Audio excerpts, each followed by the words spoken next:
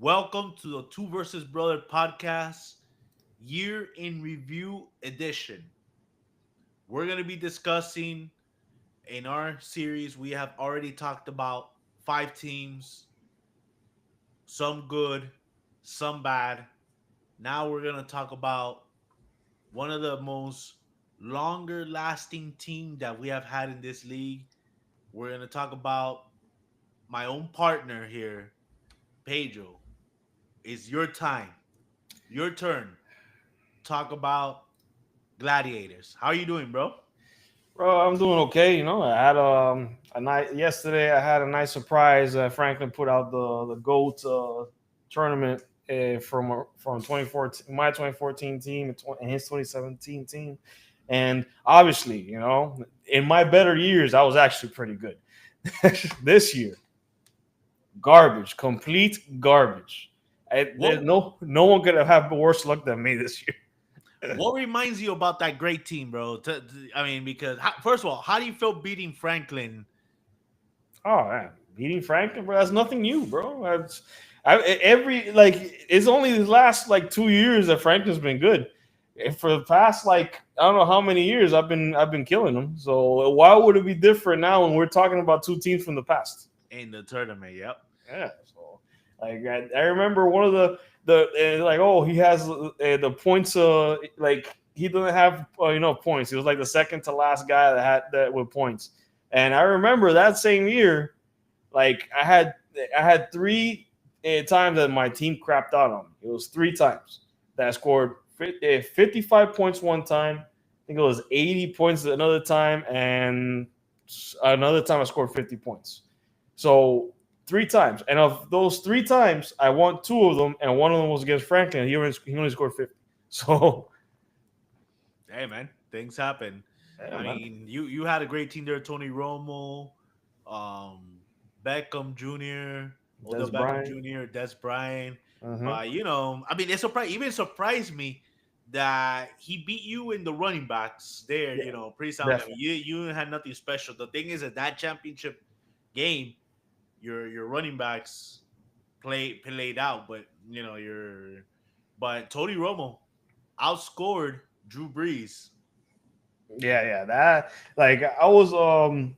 I wasn't surprised because I remember that year, and that was a pretty good Tony Romo year. But Drew Brees, that was an off year for him because I looked at it beforehand, and I was like, oh, I'm gonna beat him in quarterback for sure because he only threw 22 touchdowns that year or something like that. Yeah, he had more yards, but Yep, yep, yep. he always has a lot of yards, so that's nothing new. So Pedro, you felt very good. You moved on now to the quarterfinals. You put away that pest in your life of Franklin. Yes. Any final words you have to say, Franklin? Franklin, as a true sport, you are Mr. No Excuses, and I do appreciate that you obliged me and went out there and actually did this, even though I was not the next one in line for this. But I appreciate you, and you are a good sport because knowing the situation, knowing how everything was planning out, I would have thought you wanted to do this last, Yep, but yep. you did it, and you're a man of your word.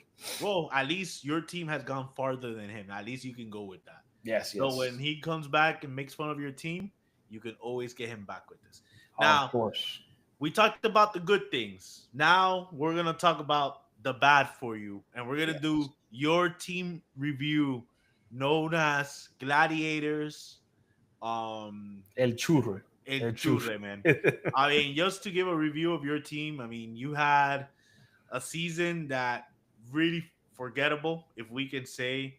Your final record, if we look at it here, was 3-11. Mm-hmm. Yeah, no, So, garbage. So bad. unfortunately, you lost. You ended up in the Clown Bowl, and you lost your both playoff matchups. The finals was really hurtful because there was a point in the game that you were about to escape when you had your matchup against Steven. It looks like that you were about to escape from being the clown, Mm-hmm. and Steven ended up coming back and Yep. you beat. I don't the know. clown. You must have handed him a pigeon or something, bro, because both my running backs went down. You know, You that had is two crazy, injuries man. there to your team that really cost you, man. And a Hmm. team led by Joe Flacco ended Wow. up beating you, bro. I mean, what? Let's start. Let's start as with the same format that we always had, Pedro. Hmm. I know you were gonna want to skip through this really bad. You ended up being the clown, in Yep. which by August we'll finally see you wearing the clown. We'll talk about the draft, best transactions, best to look for, and if you had the record, let's say my record, what would be your record? If you had my schedule, what would be your record? So let's talk about the draft. You had the 10th pick in the first round Hmm. this year, so you had maybe a disadvantage there towards the end. So looking at your team, Pedro, so you had your first round pick was Garrett Wilson. What's your thought process with that? Uh, Thought process from that is, basically Gary Wilson, even with Zach Wilson at quarterback, did well last year. It wasn't like a great year, but it's something that you could say that he could build towards to get it now that he has Aaron Rodgers. But as we saw, Aaron Rodgers is a shell of himself, and although Gary Wilson had a few good games, he started off the year very slow, and you So know. when you ended up getting Garrett Wilson at first, so did you thought that because of Aaron Rodgers, his numbers were gonna go up more? Correct. Yeah, it made a lot of sense because he's a little bit of a PPR guy, so it made perfect sense for him to be that guy for Aaron Rodgers, and unfortunately, it didn't pan out. Okay, then let's move on to your second round. So right after that, since the snake version, you had the 11th pick. You Hmm. had Jonathan Taylor. Correct. This is one guy that you've been having it for a few years in your squad. Um, so basically, what can we say? Was it Yeah, it's a guy with a glass ankle. Yes, we know, but whenever he's on, he's great. The problem is this year, I expected that Anthony Richardson would be better than what he was.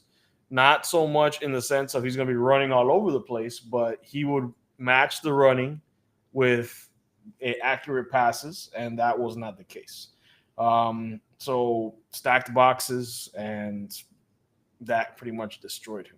Now, later on towards the year, obviously he started doing better, but he got hurt, and it was a bad year for him overall. Yeah. I mean, people might ask, well, you in that round around that area when you had Jonathan Taylor, you had a chance to get Puka, someone that you had last year. Hmm. You didn't go back with him. You had Saquon Barkley and also an opportunity to get him. He was available to get you.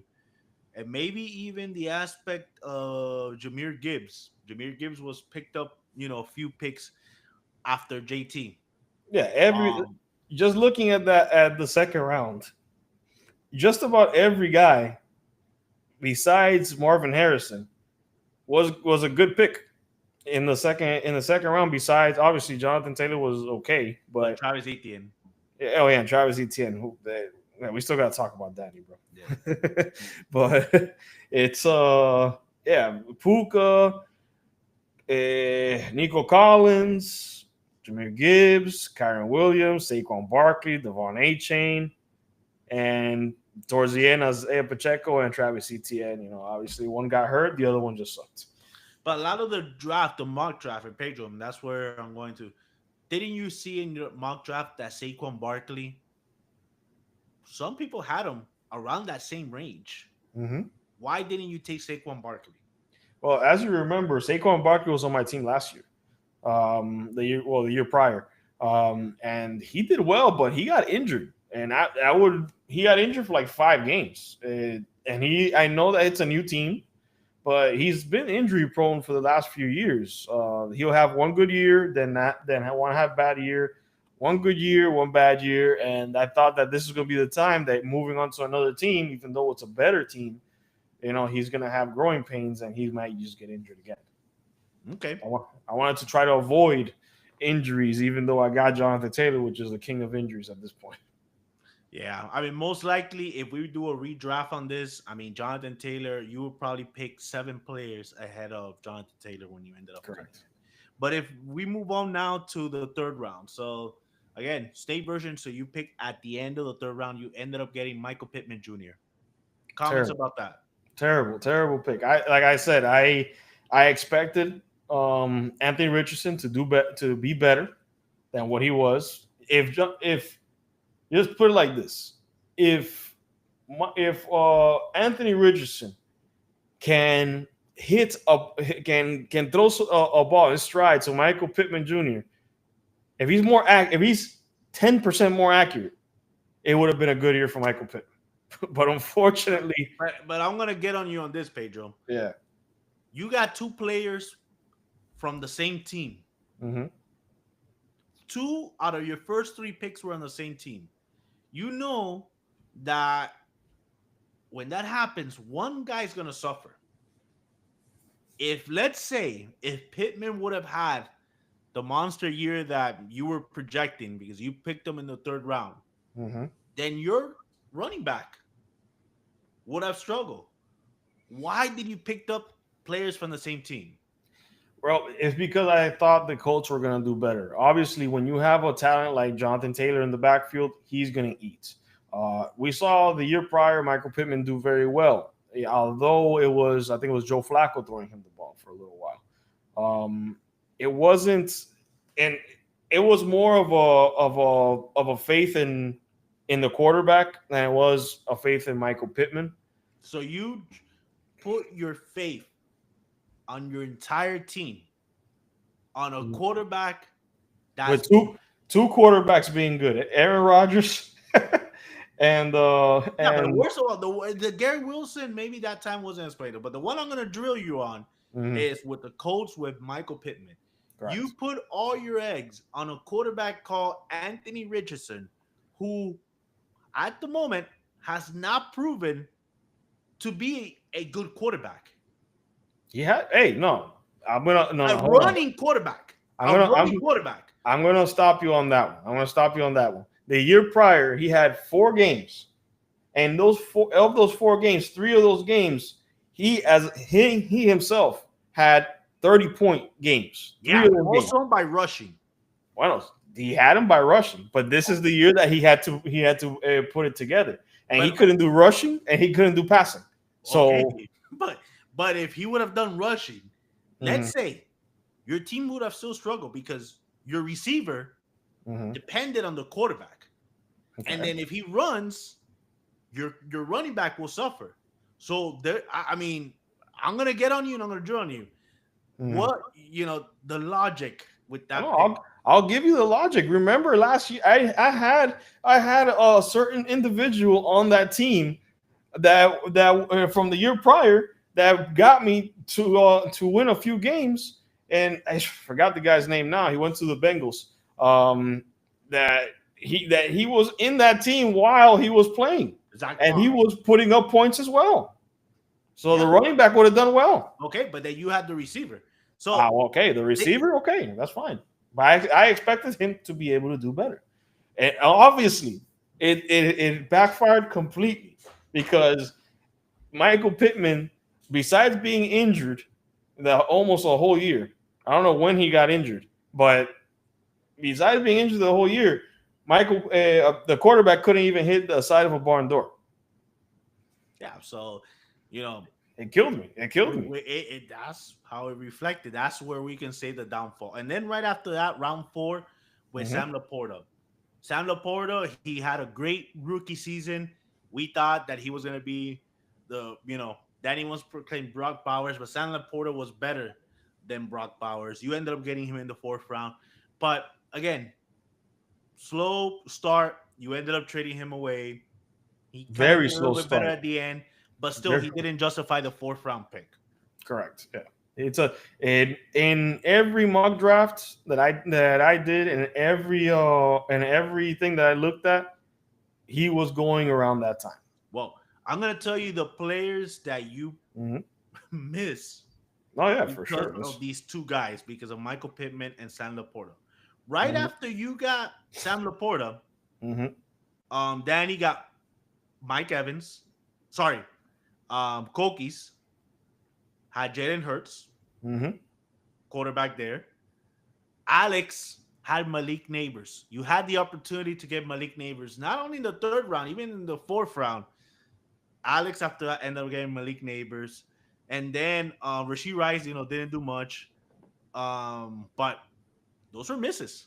Oh yeah, my trust me, my draft was not good. So I'm not gonna sit here and tell you that it was because there's nothing redeemable about my draft. The only redeemable quality about my draft was David Montgomery. That's and it. and that's where I'm gonna go with. Actually, your great selection here. You did end up getting David Montgomery in the sixth round. Hmm. Good pickup. Raheem Mostert, he was questionable about that, but yeah, David Montgomery is I think, a very good pickup. Shakir was very good at 11. Hmm. But overall, the draft. So looking at what Yahoo said, I'm gonna actually read it here. Um, Actually, they gave you a C plus. So that's the grade that they gave you for your team. Hmm. They And projected and a 10-3 basically record. a 10-3 record, and you ended up giving them, the other way around, 3-11. So, Correct. well, So let's talk about transaction. Well, actually, before we get there, after the draft, how you felt about your team? no, after the draft, I was a little bit disappointed to be honest. You don't. It's You're not gonna tell everybody how you feel, but I was a bit disappointed because there were a few picks that I made. Like for instance, the Michael Pittman one. Yeah, yeah. I kind of wanted that one back, almost just right after the first round. Right after that round, and I saw, oh man, all these guys went. I'm like, damn. All right, well, we'll figure it out in the next few rounds. All right, and then C.J. Stroud, he had a good year the year prior, and then was completely garbage the rest of the year. I wanted that whole draft back completely, but then I said, you know what? I shine when it comes to transactions. So let's see how that worked. I made a few pickups here and there. Trades Or were your terrible. transactions? What do you recall about your teams? What do you any famous before we go to the trades? Hmm. Any No, good no. pickups there that you think you've done? Um, Free agent pickups, bro. Like I was telling you before we got on. For some reason, I think that Franklin got actually mad that I beat him in the goat tournament. And I think he deleted me off the league, so I don't even have access to get in for some reason. Or it could be Yahoo, a billion-dollar company, just messing with me. But I don't remember a lot of the things that I did. Well, Um, I'll tell you this. One mhm. of the funniest moments of the year is when you ended up you had three Chargers. You had Justin Herbert, Johnston, and then McConkey. So you had a full Chargers. I mean, you're running back. You did look. I'll tell you this. T.J. Hawkinson, a good pickup there in the tight end. Um, you know, Yeah, a Hawk big was a trade. yeah. It was, and so I mean, in the pickups, there's nothing there because you didn't have a good draft, so there Hmm. was no guy that you dropped that Until kind late. of that counted. I mean, I will say that maybe what you could have been doing better, since you knew you were going to be in the clown bowl, prepare your team for that moment, maybe get a better defense. Every point counts, as you saw. Point counts. Maybe getting the right team prepared for the tournament. No, yeah, for sure. But let's talk about the trades. I mean, here we have a lot to digest. Where what do you want to start with, the good or with the bad No, let's in get the the bad trade? out the way. It's a lot of bad. It's a lot of bad. Although, No. I'm not gonna let you off the hook. I'm not letting you off the hook. We're gonna talk about the bad yeah, of course, that's what I as want. Talk well. to me about the bad. Let's talk about the bad. Mm-hmm. I'll throw you with a small one first. First trade that you had with me, Mm-hmm. Sam Laporta, Jordan Mason Mm-hmm. for Rondre Stevenson, and Mm-hmm. who was the other guy? And Um, a wide receiver for the Detroit Lions. I think it was Jameson Williams, Williams. Jameson Williams. Yeah. So, what's your thought process of that trade? Uh, I think you reached out first for that trade. It wasn't me that reached out. You reached out first, wanted to do a trade for, I think it was Laporta, if I remember correctly. Yeah, yeah. That you wanted Laporta, and I like I felt like I was holding a hot potato when it came to when it came for Jordan Mason. Like he was gonna have a few good games, and then it's just gonna be. So I said, "All right, Fredo, do you want? I know that you want Laporta. How about Jordan Mason?" And you're like, what do you want?" And I said, "All right." I looked at your team and I said, "You know what? At this point, just give me Romandre and give me Jameson Williams because they were both doing decent, and Jameson Williams on a high powered offense, and he looks like he's like the next in pecking order um Same a- Brown. after Amon-Ra St. Brown. So I said, you know what, that makes perfect sense. In my opinion, that trade was a wash. You didn't really get really anything out of that after maybe just 2 weeks of Jordan Mason doing okay, and then I really didn't get much out of it either. So it was a wash Well, I'll tell you this, just based on the comments of the what the guys told you, like, well, the league was commenting. You mentioned the right word. You had a hot potato of Jordan Mason. You had actually one of the best pickups of the year, the regular season, like a waiver, was when you picked up Jordan Mason. You had the right. luck of getting Jordan Mason. I think it was right before, right? Before McCaffrey's Uh, injury. I think it was a few days before the announcement McCaffrey was not going to play. Yeah. You had the foresight and you had Jordan Mason. He had a few good games. So basically, he was a top 5 running back For that, yeah, for that time. for that time. Did you regret or hope that you probably could have gotten something more for Jordan Mason? If I would have waited another week, then I definitely could have gotten more for Jordan Mason. The thing is that I didn't know since I watched the games when all those Jordan Mason games. I think it was 2 games that he played before I let him go. Yeah. I watched those games, and he was no CMC. He wasn't catching balls. But yeah, but he was Um, scoring. He was scoring over 20 points. because he was running. I don't have the stats in front of me, but he was running. Yes, he was getting over 100 yards his first 2 games, but he was scoring touchdowns.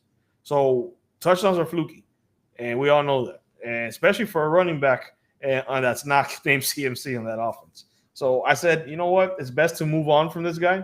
He looks good, but I remember Franklin was saying that, oh no, but why would you move on for him? Maybe he will go to another team and do great. I don't think so because that offensive line was pretty good, and I saw him doing well, but mostly because the offensive line pushing him and making those holes for him. I think his best game was a week 1 Yeah, against the Jets. That was his that was best, his his best best game. game. That was his best game. Yeah, so I think I moved on for him maybe a week too early, but it's best a week too early than a week too late. No, of course, absolutely. Now let's talk about your other trades.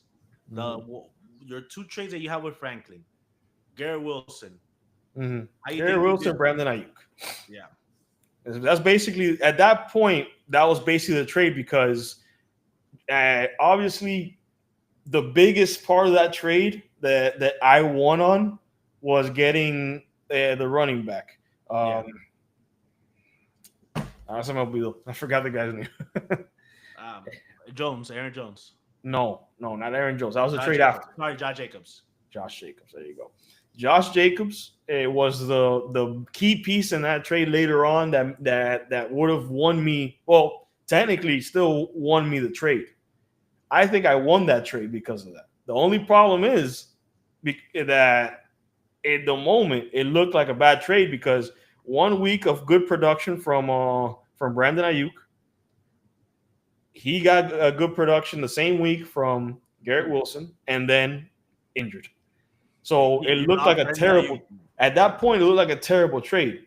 But in my opinion, Josh Jacobs later on in the year was worth more. He was worth Gary Wilson and Brandon Ayuk. Maybe even another piece. So yeah, Remember, trades, how we evaluate trades is what ended up being the end result overall. So even yeah, though you can say that Josh Jacobs, you know, did well, but at the end, when you traded away Josh Jacobs, and which that will mhm, be the next trade, you didn't get much for him. You got four Yeah. pieces there, four scrubs, in other words, for Josh Jacobs. Your thought process with that?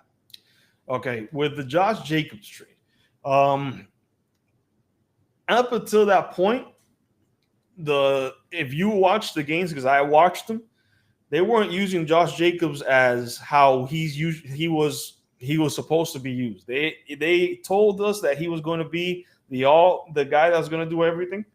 He could catch, he could run, he could do it all, because that's what he did when he was in the Raiders. Um, we all thought that he was going to do that. Going into the year, that wasn't what he was doing. He also was basically in a committee in the beginning of the year, Yeah. and they kept wanting to be a team that threw the ball and not run the ball, until they realized that they had to run the ball. And later on in the year, that's where he started to shine. He had one game that he scored 20 points. One game. And after that one game, I moved on from him. So my thought process at the time was, okay, now he's hot. There's another that Kokis has been wanting one of my running backs from my team. Who does he want? He wanted David Montgomery originally. And he was offering me a trade kind of like that one with David Montgomery. Maybe thinking back, I should have taken the David Montgomery one, but obviously I can't see in the future like that. Or maybe you could have stayed at the route. Let's talk about what could have been, Pedro. Mm-hmm. There was a time that you had Jonathan Taylor Mm-hmm. together, Josh Jacobs, Mm-hmm. and David Montgomery on your flex. Yeah. I don't know. And let me remind, so the guys, people who see this, you had Josh Jacobs, Jonathan Taylor, Mm-hmm. and David Montgomery. Yep. You had probably, we can say, top three running backs situation Yeah. that you could have gotten. And you could have. But why did you ended up doing trades? You could have I stayed could have. put. I could have stayed put. And that's the thing. At the moment, and that I saw, there wasn't a lot going on in the free agency market that I would have been like, okay, I could keep going like this. So I felt like I needed to make a move, especially during the time, because during that time I had to face off against Franklin. I talked a lot of crap. I talked a lot of crap, and so did Franklin. So I had to find a way to back it up, of course. Yeah, gave away your team to just beat Franklin. You used Kareem Hunt, Jordan Love, Mm-hmm. And at the end of the day, Jordan Love was a scrub, because he didn't do anything. This year for Jordan Love was terrible. I think there was another one of the wide receivers there and on that team that after that game he got hurt and didn't play again for like 4 weeks, and then he basically just stayed in the waiver wire because we all figured out, like, hey, there's no wide receiver in that team that's worth keeping. Yeah. Because even the one that we all thought, oh, this guy's good, this and this, let's see what's going on with him. Even the illustrious champion, the one that beat you, gave up on him and traded him away to Danny. So I'm reading here. I'm looking for the messages when I told you the whole Josh Jacobs trade. What are you doing? Oh yeah, you hated it. Everybody hated it. That's my only, like I'm telling you, my only thing with Josh Jacobs is I didn't know if it was because he's hot. He's hot right now, or he's hot. He's gonna stay hot, or he's gonna fizzle out. I figured he was gonna fizzle out because he came from Franklin. But even though I did like Josh Jacobs going into the draft, and that's the guy that I wanted. That's like one of the guys I wanted to draft.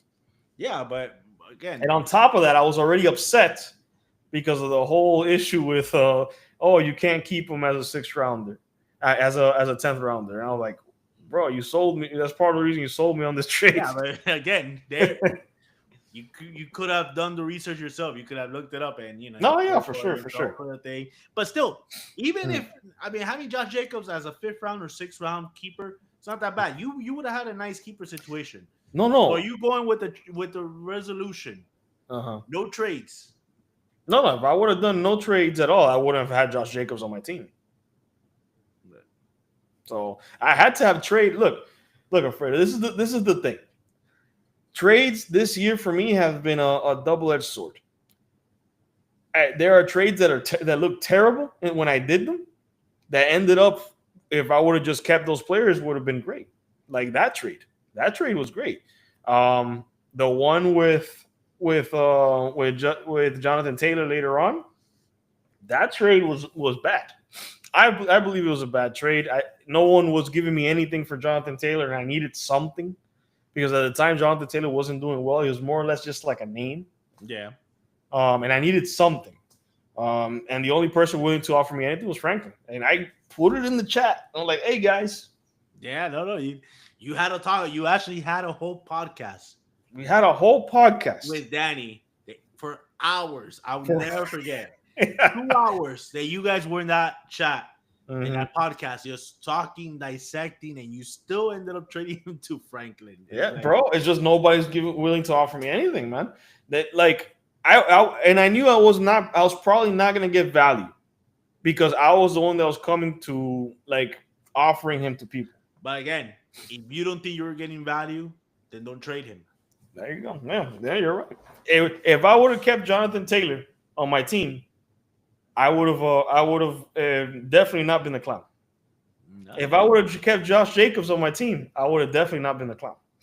It's quite possible I could have been in the playoffs if I would have kept those three guys, those three running backs on my team.